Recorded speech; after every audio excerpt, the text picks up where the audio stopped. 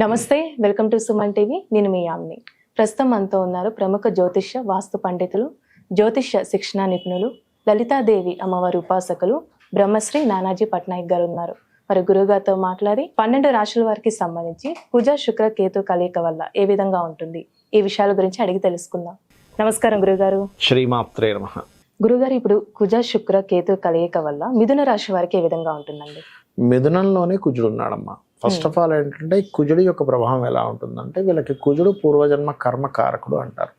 ఈ పూర్వజన్మ కర్మకారకుడు ఎప్పుడైతే రాశిలో ఉన్నాడో, చూడండి ఒక్కోసారి ఎలా ఉంటుంది, మనం ఎవరితో గొడవ పెట్టుకోకపోయినా కాంపిటీషన్ కోసం అవతల వాళ్ళు గొడవ పెట్టుకోవడము, అవతల వాళ్ళు కాంపిటేటివ్గా మనల్ని ఫీల్ అవ్వడము, మనల్ని అనవసరంగా కాంపిటీషన్లో దింపడం, ఇటువంటి ఫలితాలు ఇస్తూ ఉంటుంది.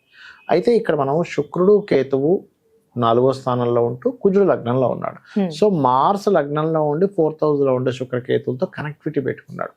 ఇలాంటప్పుడు వీళ్ళు ప్రధానంగా తీసుకోవాల్సిన జాగ్రత్త ఏమిటంటే, ఏదైనా ప్రాపర్టీ తీసుకుంటున్నారు, అసలు ఆ ప్రాపర్టీ డాక్యుమెంట్స్ ఎట్లా ఉన్నాయి, సరైన ప్రాపర్టీ తీసుకుంటున్నామా లేదా. ఇవాళ రేపు చూడండి, రకరకాల ప్రాపర్టీస్ మీరు అక్కడ కట్టారు ఇక్కడ పెట్టారు, హైడ్రా అని, అది డెమాలిష్ అవి జరుగుతున్నాయి. కాబట్టి ప్రాపర్గా పేపర్స్ ఉన్నాయా లేవా, సరైనటువంటి ప్రాపర్టీ మనం కొంటున్నామా, లేకపోతే ఏదైనా ప్రాబ్లం ఉందా అనేటువంటిది పర్టికులర్గా తెలుసుకోవాలి. ఇది ఇక మరొక విషయం ఏంటంటే, ఇక్కడ పర్టికులర్గా ఈ రాశి వారు అంటే ఈ లగ్నం వారు ఏదైనా ఒక కొత్తగా ఇప్పుడు కొన్ని కోర్సెస్ చేస్తుంటారు. ఆ కోర్సెస్ రిలేటెడ్ సంబంధించిన విషయంలో ఒక్కొక్కసారి తొందరపడి ఏదో కోర్సులో జాయిన్ అయిపోతారు. జాయిన్ అయిపోయి అయ్యో ఎందుకు జాయిన్ అయ్యాను ఇందులో, అనవసరంగా నాకు ఇది అర్థం కావట్లేదు, అనవసరంగా తొందరపడి ఇందులో కోర్సులో జాయిన్ అయ్యాను, అనవసరంగా డబ్బులు కట్టాను అనుకుంటాను. అటువంటి విషయాల్లో జాగ్రత్తగా ఉండాలి. కొంచెం ఏంటంటే స్టూడెంట్స్కి కూడా ఏంటంటే బుకిష్ నాలెడ్జ్ కాకుండా ఏదైనా బయటికి ఏదైనా నేర్చుకోవాలి, ప్రాక్టికల్గా కొన్ని నేర్చుకోవాలి. ఏమిటి చదువులు అనేటువంటి కొంత విసిగిస్తూ ఉంటాడు. ఎందుకంటే శుక్రుడు 4లో ఉంటే కేతు ఏంటంటే సెపరేషన్ కారకుడు అంటారు. అది ఒక్కోసారి ఇంటి నుంచి సెపరేషన్గా దూరంగా వెళ్ళడం కానీ, తల్లితో దూరంగా ఉండడం కానీ, చదువు నుంచి చదువు కాదు ఇంకోటి ఏదైనా చేయాలి, నేను ఎంతసేపు ఇదే కాదు కదా, సమ్ ప్రాక్టికల్ నాలెడ్జ్ కావాలనుకోవడం కానీ, ఇట్లాంటి థాట్స్ పెరుగుతూ ఉంటాయి వీరికి. అదేవిధంగా రైతులు ప్రత్యేకంగా ఈ మిథునం వారు ఏంటంటే కుజుడు లగ్నంలో ఉండి శుక్రకేతువుని వీక్షిస్తున్నారు కాబట్టి రైతులు ఈ పంట పొలాల్లోని కొంచెం ఈ పురుగులు అవి వస్తూ ఉంటాయి. ఎందుకంటే కేతువు సహజంగా ఇన్సెక్ట్స్ కారకుడు కాబట్టి ఈ పురుగులకు సంబంధించినటువంటి విషయంలో చేసేటువంటి పెస్టిసైడ్స్ వాడుతూ ఉంటారు, పిచికారీ చేస్తూ ఉంటారు. కొంతమంది ఈ మధ్య సేంద్రియ ఇవి చేసే అంటే వ్యవసాయం చేసేటువంటి వాళ్ళలో రకరకాల ఇవి వాడుతుంటారు. అటువంటి విషయాలు సరిగ్గా వీళ్ళు స్ప్రే చేస్తున్నారో లేదా, దానివల్ల ఏదైనా ఎఫెక్ట్ వస్తుందా, ఇట్లాంటివి కొంచెం చూసుకోవాలి. అదేవిధంగా తల్లిగారి ఆరోగ్యం విషయంలో కూడా చూసుకోవాలి. అయితే ఈ మిథునం వారికి ఏంటంటే కొన్ని పార్ట్నర్షిప్స్ వల్ల, కొంతమంది సపోర్ట్ వల్ల కూడా కొంత సపోర్ట్ లభిస్తుంది వీళ్ళకి. ఎందుకంటే లగ్నంలో ఉన్నటువంటి కుజుడు 7వ స్థానాన్ని చూసినప్పుడు అది మిత్రక్షేత్రం అయింది కాబట్టి కొంత జీవిత భాగస్వామితోనో వీళ్ళతో కొంత సపోర్ట్ లభిస్తుంది. కాకపోతే ఇక్కడ ఏంటంటే కొంతమంది ఫ్రెండ్స్ దూరం అవ్వడం, ఈ పంచమాధిపతి 4లో ఉన్నందుకు కొంతమంది ఫ్రెండ్స్ వ్యతిరేకత అవ్వడం, ఇట్లాంటివి జరుగుతూ ఉంటుంది ఈ యొక్క సమయంలో. కాబట్టి ఈ యొక్క విషయాల్లో కొంత జాగ్రత్తగా ఉండాలి. అయితే ఎలాంటి పనులు అయ్యే అవకాశం ఉందంటారండి? వీళ్ళకి పనులు అంటే ఒకటేనమ్మా, కొన్ని సామాజికంగా కొన్ని పనులు చేయడం వల్ల ఒక మంచి జరుగుతుంది వీళ్ళకి ఒక్కోసారి. అదేవిధంగా వివాహ సంబంధించినటువంటి విషయాల్లో కొంత విదేశీ సంబంధ వివాహ కుదరడం కానీ కొన్ని ఇట్లాంటివి కొంతవరకు సక్సెస్ అవుతాయి చెప్పాలంటే. అయితే అండి, ఇప్పుడు మిథున రాశి వారికి ఇంకా మెరుగైన ఫలితం రావాలంటే ఎలాంటి పరిహారం చేయాలంటారు? పరిహారం అంటే అమ్మ, ఇక్కడ 5వ స్థానాధిపతికి సంబంధించిన పరిహారం చేసుకోవాలి ఎప్పుడైనా. అయితే వీళ్ళు ఏం చేయాలంటే ముఖ్యంగా సూర్య నమస్కారాలు చేయడము. అయితే ఇక్కడ 3లో రవి బుధులు ఉన్నందుకు కొత్త పరిచయాలు కూడా ఏర్పడతాయి చెప్పాలంటే.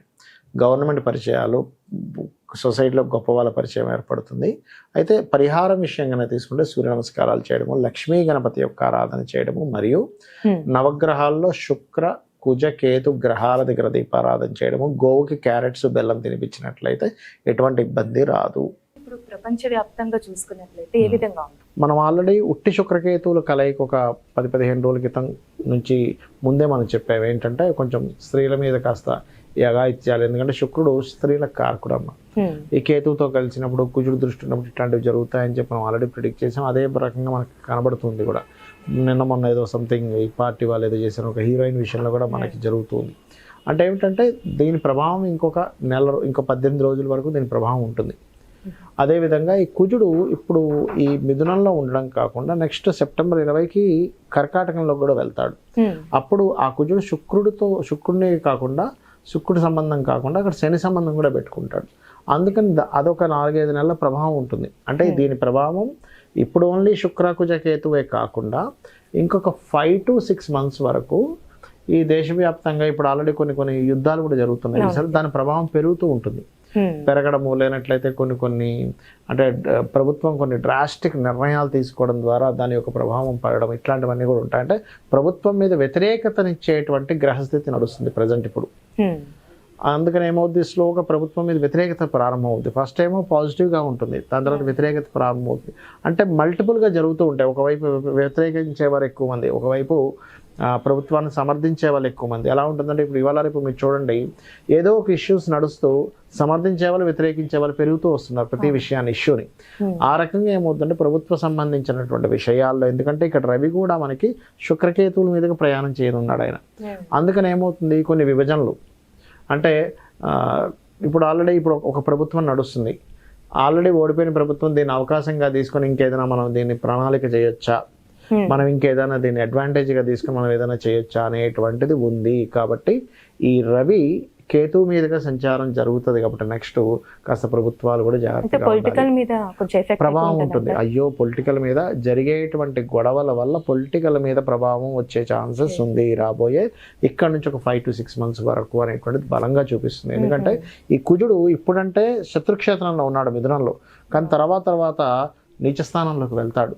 నీచస్థానంలోకి ఎప్పుడైతే వెళ్ళి తను శనిని వీక్షిస్తాడో, అష్టమంలో ఉండే శనిని, అక్కడి నుంచి అష్టమంలో ఉండే శనిని వీక్షిస్తాడో, శని కుజులు ఎప్పుడైతే వీక్షణ జరుగుతుందో ఏమవుతుందంటే ఈ ఫలితాలు ఇస్తుంది. అలాగే కొంత వాహన ప్రమాదాలు, శుక్రుడు వాహనాలకు కారకుడు. ఈ 18 రోజులు దాదాపుగా మనకి September 18th వరకు కొంచెం వాహనాల విషయంలో, అది ట్రైన్లు కావచ్చు, బస్సులు కావచ్చు, కొంచెం ప్రయాణాలు చేసేటప్పుడు కొంత జాగ్రత్తగా ఉండాలి. సడన్గా ఉన్నటువంటి ఏదైనా ఒక రాజులు ప్రయాణించేదంటే ఇప్పుడు సీఎంలు పిఎంలు ఉన్నారు, వాళ్ళు ప్రయాణించేటువంటి వాహనాలు కూడా కొన్ని చెడిపోవడం సడన్గా ఇట్లాంటివి జరుగుతూ ఉంటాయి. ఇవి కొంచెం పర్టికులర్గా చూసుకోవాలి. ఏది 18th వరకు పర్టికులర్గా ఈ సీఎంలు కావచ్చు, పిఎంలు కావచ్చు, ఎమ్మెల్యేలు ఎంపీలు కావచ్చు, వీళ్ళు ప్రయాణించేటువంటి దాంట్లో మరి వీళ్ళందరికీ కూడా ఇబ్బంది కలగకుండా ఉండాలంటే ఏం చేయాలి? మెయిన్ ఆస్ట్రాలజీ యొక్క మెయిన్ ఉద్దేశమే అది. అంటే ఏంటి, మీకు ఇలా ఉంది కాబట్టి దీన్ని ఎట్లాగా అధిగమించాలి చూసుకున్నట్లయితే ముఖ్యంగా నవగ్రహాల్లో శుక్ర కేతు కుజ శని ఈ 4 గ్రహాలు గుర్తుపెట్టుకోండి. శుక్ర కేతు కుజ శని, వీలైతే రాహు. మెయిన్గా అయితే మేజర్గా ఈ 4 గ్రహాల దగ్గర దీపారాధన చేయాలి. రెండవది ఏంటంటే అమ్మవారి యొక్క ఆరాధన, అందులో ముఖ్యంగా లలిత అమ్మవారి యొక్క ఆరాధన, గణపతి యొక్క స్తోత్ర పఠనము, సుబ్రహ్మణ్యేశ్వర స్వామి ఆరాధన చేయడము. బయటికి వెళ్ళే ముందు వీలైతే ఏదైనా ఇంపార్టెంట్ వర్క్స్కి వెళ్తున్నప్పుడు కొంత చండీ పారాయణం వినడము, లేనట్లయితే ఓం దుర్గాయ నమః అనే నామస్మరణ చేయడము, ఇలాంటివి కనుక చేసుకున్నట్లయితే బాగుంటుంది. అయితే కొంతమందికి ఇందులో మనం ఇప్పుడు రాశి ఫలాలకు సంబంధించిన ఒక్కొక్క రాశి చెప్పుకున్నాం, కానీ కొంతమందికి రాశి తెలియదు.